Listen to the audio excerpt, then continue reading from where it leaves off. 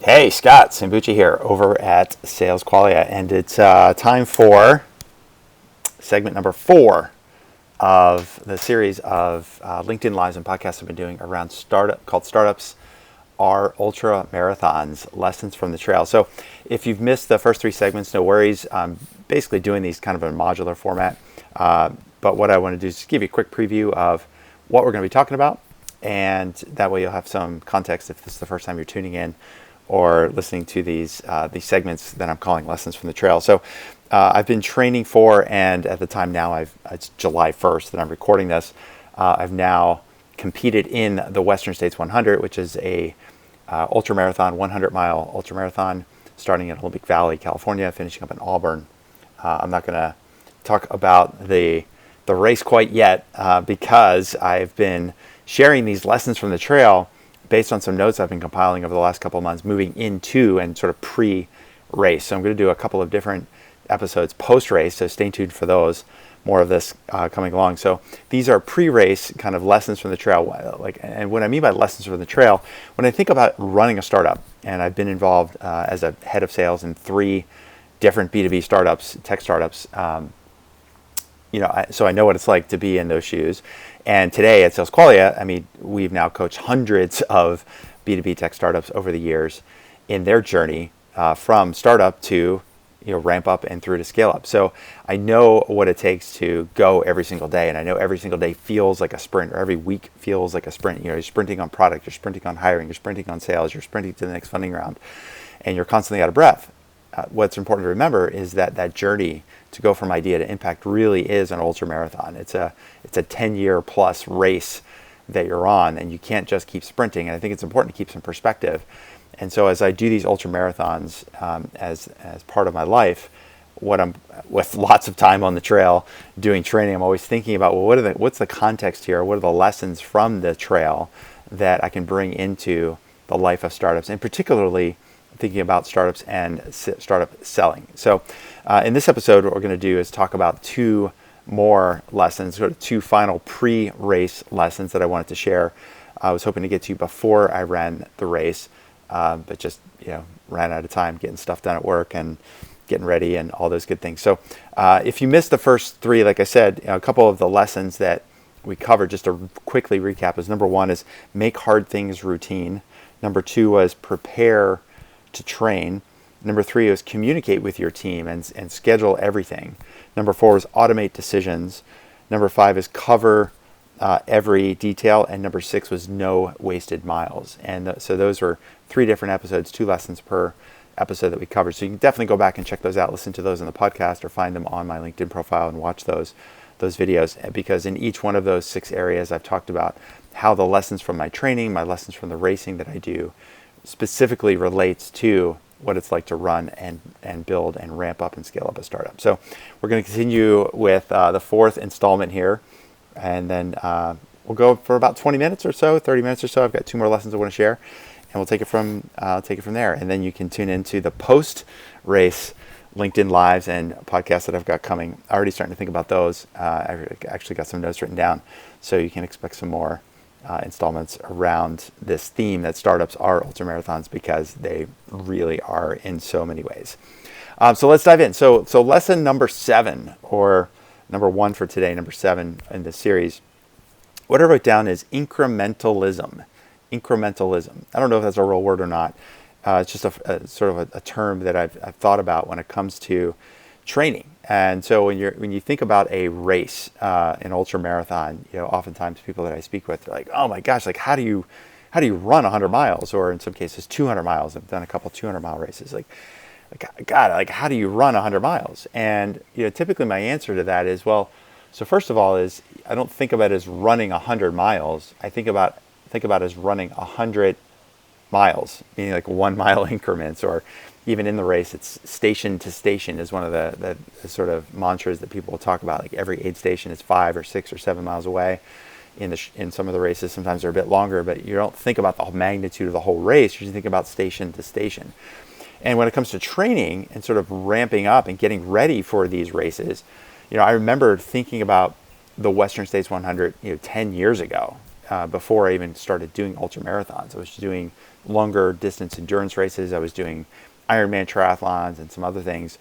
And the whole concept of running 100 miles seemed completely impossible to me. Like I didn't think my body could handle running that far. It was hard enough just training for Ironman triathlons and getting my body, ready for those. And in an Ironman triathlon, you're running a full marathon after swimming 2.6 miles and after biking 112. Like that marathon feels, forever.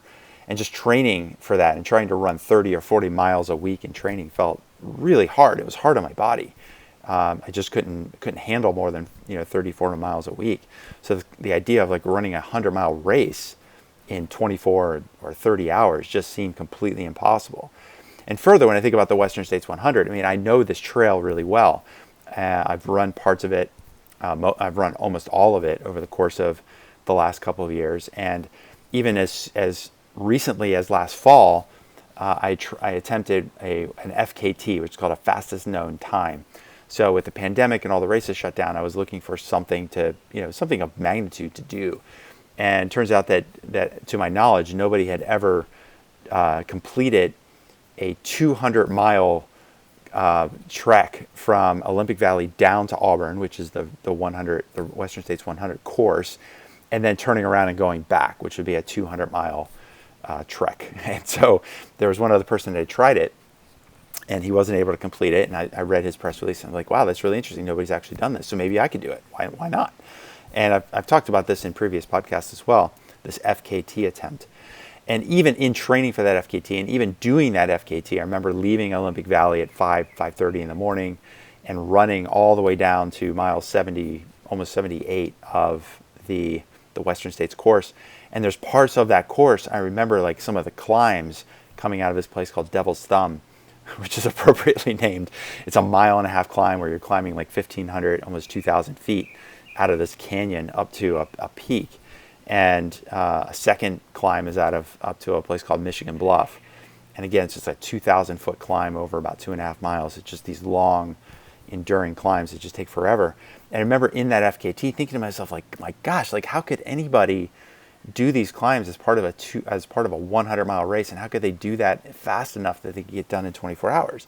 It just felt impossible to me. And so this comes into the length, the sort of the lesson from the trail, which is, if you think about the size and the scope and the magnitude of what you want to do with your startup, it is, it's almost impossible in some ways to think about realizing that vision, that 10-year vision that you have for your company, wherever you are in that journey, whether you're just starting out, maybe you're a couple of years in, you're already doing a couple $1 million in revenue, you're just scratching the surface of that total addressable market, and that the future impact that you want to make for your market and for your customers is going to be 100x or 1,000x that, right?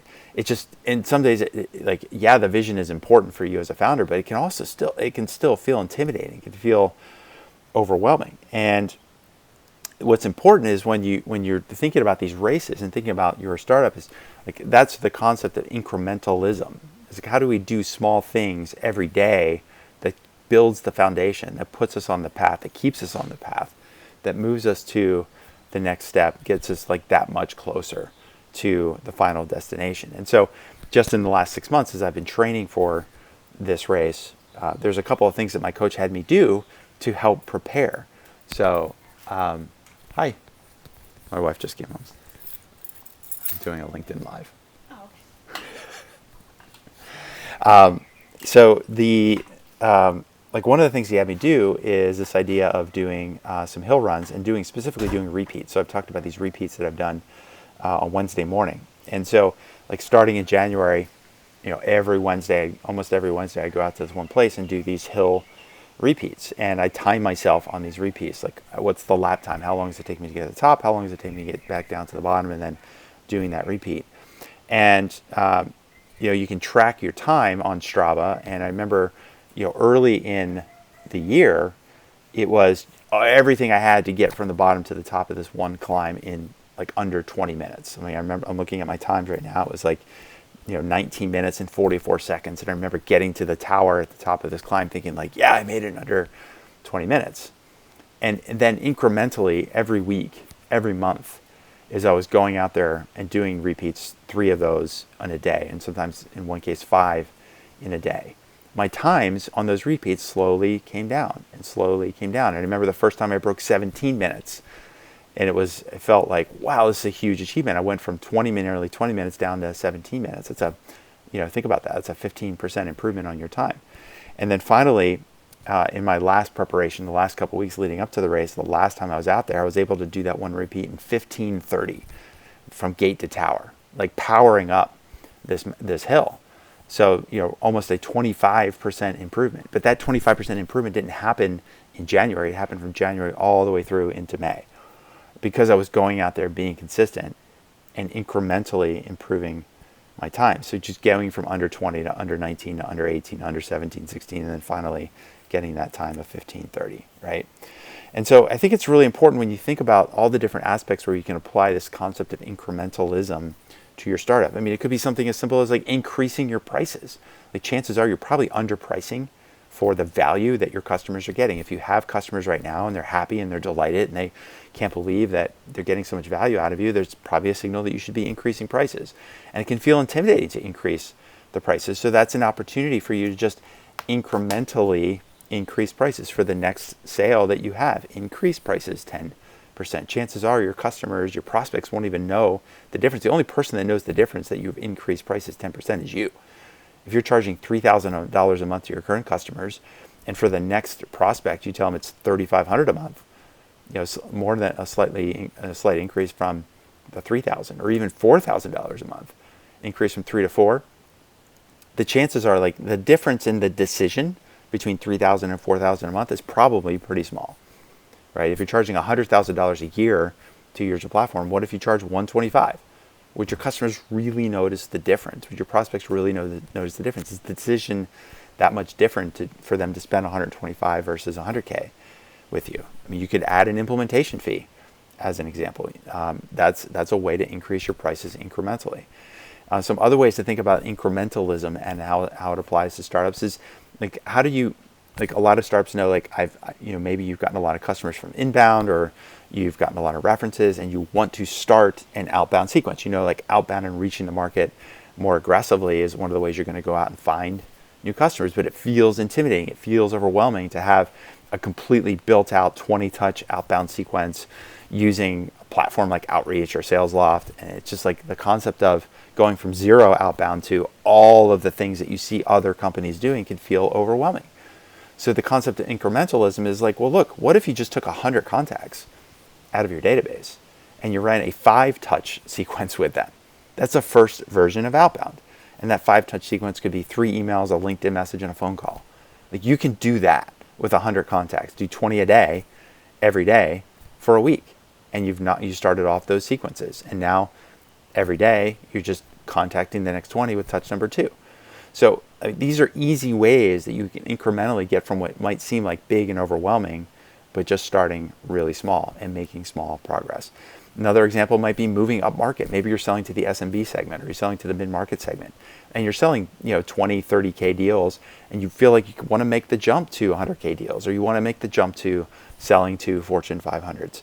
Well, maybe instead of jumping right to the Fortune 500s, what if you found smaller competitors? So let's say you want to sell to companies like Home Depot.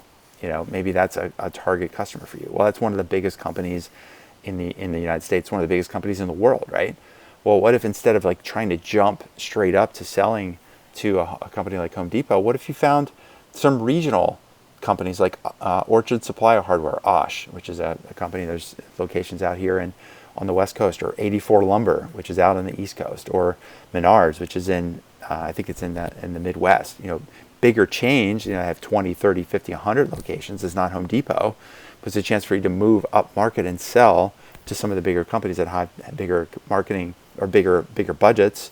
First of all, bigger spending capacity, and most of all, give you an opportunity to incrementally move up market and almost practice for when you want to sell to the big guys.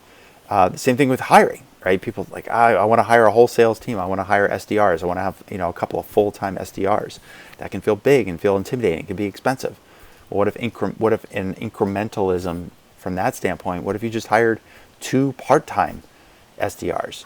Hire a couple of part-time stay-at-home moms or dads that want to work, but they don't want to go back full-time because they're still adjusting. Or maybe, looking for returning military people, or looking for students coming out of college, working with a recruiter just to find a couple of part-time people just to get that hiring muscle working, to get that outbound engine working, so you don't have to take that huge leap to hire 3 SDRs and build and implement a huge outbound program all from zero. So these are just examples of how you take this concept of incrementalism. All that stuff is not going to happen overnight. You didn't build your product in one day, right? You didn't build your company in one day. You didn't get to, if you're at $1 million in revenue at this point, you didn't get there, in a year. Chances are, from the time you started your company to get to $1 million in revenue, probably took you a couple of years. All of that was incremental. Every product feature, every product improvement, every integration is just an incremental improvement on the product. And now you have a product that's saleable, that you're selling for 30, 40, 50K a year, that you could sell for $100,000 or $200,000 a year.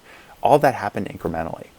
And so when I think about lessons from the trail, I think it's so important to remember, we've got these big goals and these big outcomes and the big vision that you want to get to. For me, it was, finishing the Western States 100, doing all the training and the hard work. But the concept of finishing that race in a time that I wanted to hit back on January 4th when I started training for this race, or even back in the fall when I was first thinking about what it was going to take to get ready for this race, it was too overwhelming. So heads down every month, every week, do incremental improvements, incremental progress towards that goal. And if you continue to do that in a consistent way, that's what builds the foundation that allows you to make those big outcomes feel much more realistic, much more possible to you. Taking the impossible, making it possible through incrementalism. Okay? So that's lesson number 7 and the first one for today. By the way, just real quick before I get into the second one and the lesson number 8 today, if you are a startup CEO, a founder, and you're in the B2B space, and maybe you've gotten to a certain part of your growth, and you're trying to figure out what does the next stage look like? What are some of the systems that you need to build? And it feels intimidating to what's it going to take to build an outbound strategy? Or maybe it feels like you want to start running some live events and webinars and workshops to reach your market, and that just feels a little too big or overwhelming. Or maybe you need to do some hiring, but you're not sure how to do it. That just feels too big and too overwhelming. A lot of times that's a reason people work with coaches. People like me are designed, our job is to help you figure out what are those small steps, what are those easy wins, those easy steps you can take every day that's going to get you to those bigger outcomes. So if you think you might want some help with this, or you just want to jam on a couple of ideas, get a good sense for where you are and where you need to go, what is your situation right now, then just shoot me an email, Scott@salesqualia, QUALIA.com, Scott@salesqualia, QUALIA.com. If you're watching this on LinkedIn, you can just DM me here on LinkedIn. If you're listening to the podcast, just shoot me an email. Type the word private into the subject line. That'll just let me know you have a quick chat with me or somebody on my team. And we'll help you figure out what systems and help you break down what seems like too big or too hard into small, digestible chunks, little projects that you can execute on every 2, 3, 4 weeks. That's going to get you to where you want to go. Okay? Okay, so second and lesson number 8 on lessons from the trail. It's probably my favorite one and probably one of the most difficult ones to stick to, which is the journey is the joy. The journey is the joy. Look, first of all, let's face it. I am unbelievably fortunate that I have a life. I've been born into the life that I was born into. And I'm in this situation where the hard thing that I want to do is train for a 100-mile race. We've been through pandemic. We've been through recession, in years past. There's people that are globally, billions of people struggling. The life that I have is truly amazing. And compared for, even if you're most people listening to this podcast, relative to the rest of the world, let's face it, running the startup, I know it's important to you, and it's important to your family, and it's important for you to hit those outcomes, and you're under a lot of pressure. It's also important to remember, relative to what other people have to do every single day on multiple continents across the world, what we get to do in choosing our path, choosing to run this company, choosing to do what we do every day is pretty remarkable. And I think if you just like think about that from a gratitude standpoint and remember like we get to choose to do this, that helps you with this idea that the journey is the joy. And when I think about that from a lessons from the trail, like, I've talked about, in some of these past episodes, these past installments, like, sometimes it just sucks when you got to get up and train.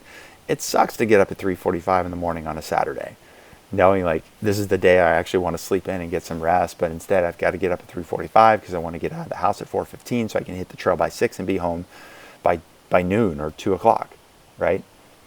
But there's also a certain part of that when that alarm goes off at 3:45. Like I remember, I think about this, like I choose this. I get to do this. I get to the opportunity. I have a life that allows me to do this.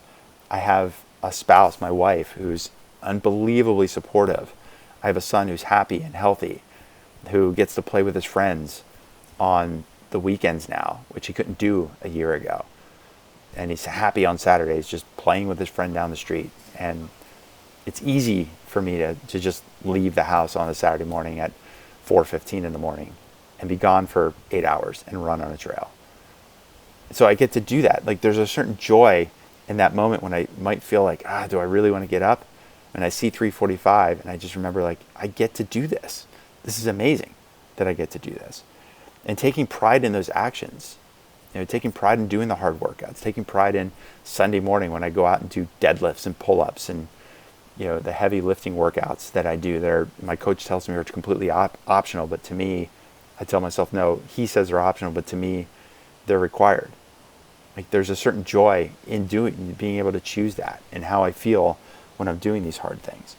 There's pride in that sort of personal responsibility that I place on myself to go out there and do these kinds of things.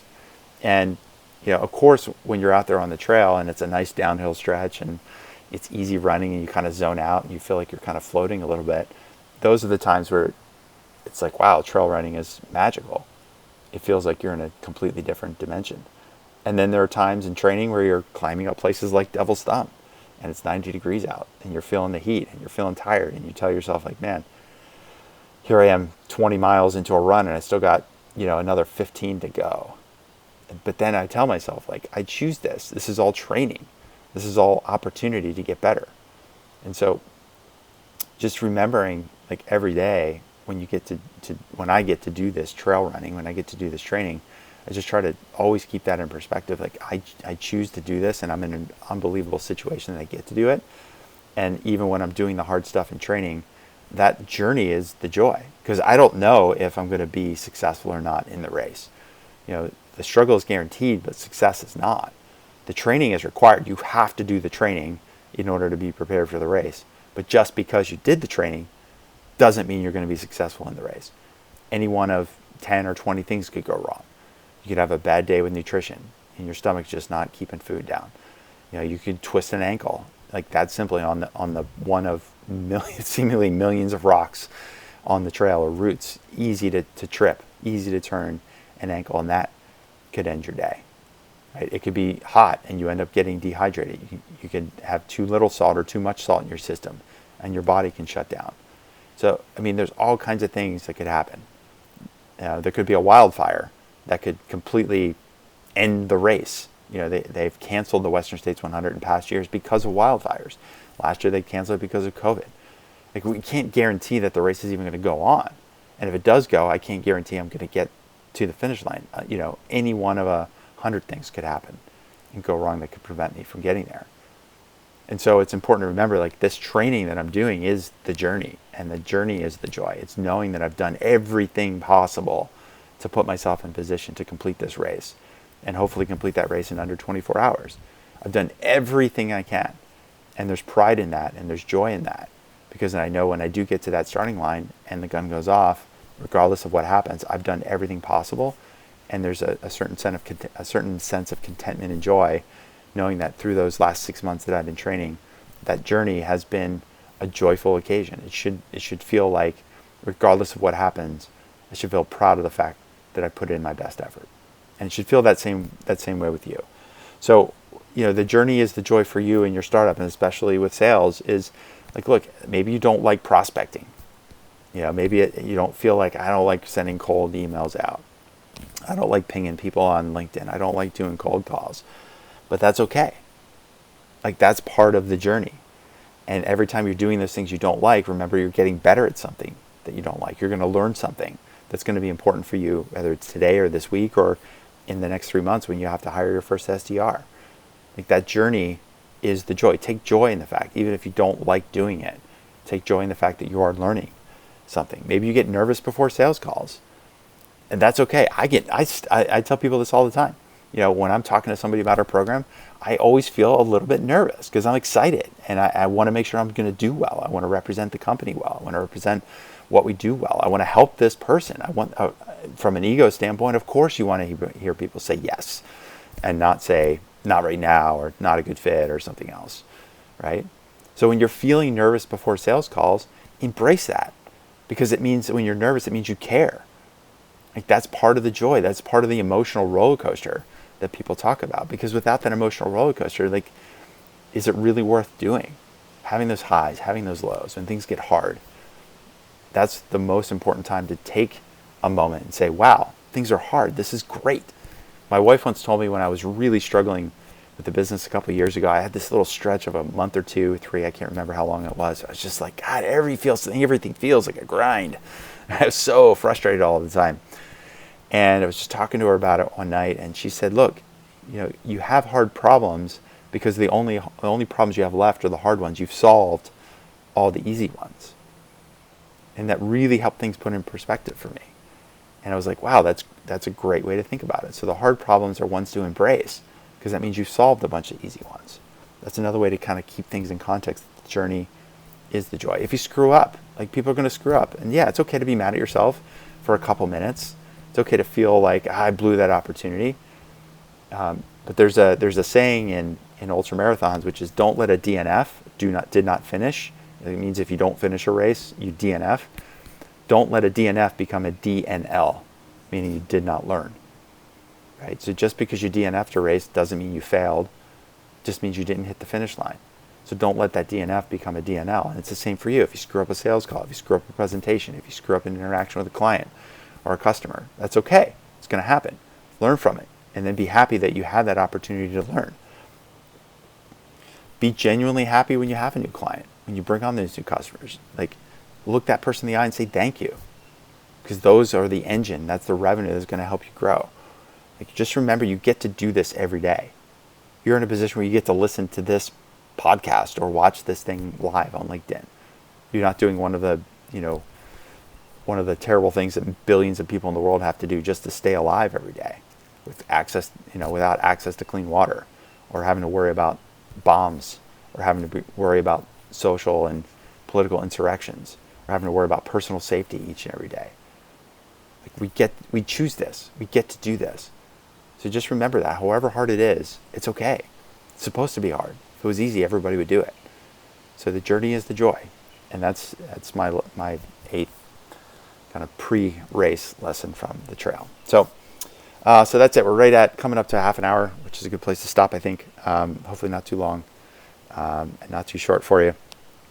So just to recap, incrementalism, make small steps, small improvements every single day.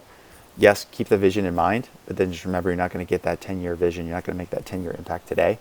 It's going to take a series of hard work and small steps in order to get there. So incrementally improve. Track your progress, make small steps, and you're going to get there slowly and surely. And then secondly is the journey is the joy. And that's, could be the most important thing, because if you just remember that, to act with gratitude, and remember that you get to do this every single day, that will help you keep things in perspective when things get hard. So, all right, I think that's it. If you think you want some help, like I said, if you just want to brainstorm ideas, you want me to take a quick look at your situation, offer a couple suggestions, have me or somebody on my team hop on the horn with you. Happy to do it. Just shoot me an email, scott@salesqualia.com. Write the word private in the subject line. Or you can shoot me a DM here on LinkedIn if you're watching this on LinkedIn. And coming soon, very soon, is the the post-race lessons from the trail, because the race is past and I have many lessons. And I can tell you the journey was the joy 100% of the way. So, all right, thanks so much for watching. That's so much for listening. This is Scott Sambucci signing off.